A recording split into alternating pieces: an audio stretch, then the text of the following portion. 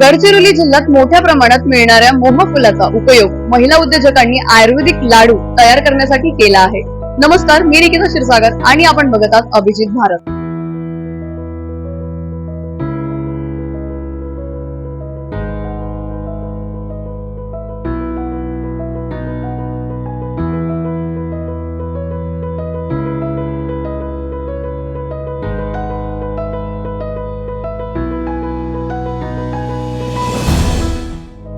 तर जाणून घेऊया मोहाचे लाडू कसे तयार केले जातात आजच्या आपल्या महिला उद्योजकांकडून।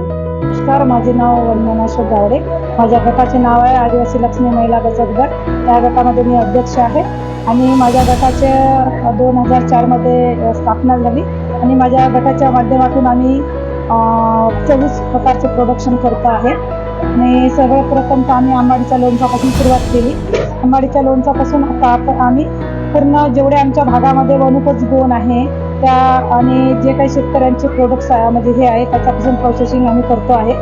सर्वात जास्त आता आम्ही तर मोहाकडे म्हणजे वळलेलं आहे। मोहापासून मोहा लाडू, मोहा पेढा, मोहाची बर्फी, मोहा जाम, मोहा कॉफी, मोहाची बर्फी असे वेगवेगळे प्रोडक्ट। आणि मोहाचे असे फायदे आहेत की मोहामध्ये खूप म्हणजे प्रमाणात कॅल्शियमचं प्रमाण असतं आणि मोहा हे हेल्थ आहे, कारण ते नैसर्गातली संपत्ती आहे, रानामध्ये आहे, त्याला कोणी बनवलं नाही आणि त्याला कोणी खत पाणी दिले नाही। ते आरोग्यासाठी चांगलं आहे, एकदम प्युअर ऑर्गॅनिक आहे, लोकांनी खाल्लं पाहिजे।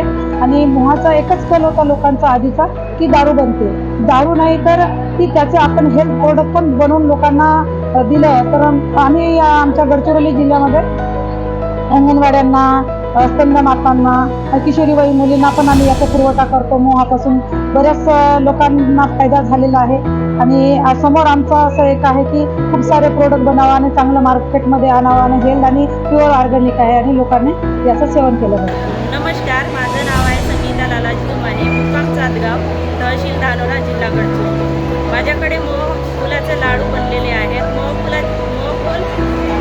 शक्तिवर्धक आहे आणि टॉनिक आहे। हे मोहफूल झाडाचं फूल आहे। त्या मोहफुलापासून विविध प्रकारचे पदार्थ बनतात, लाडू बनतात, केक बनतं, मोहाची कॅन्डी बनतं, मोहाची पुरणपोळी बनतं, मोहाचा गुलाबजामुन बनतं।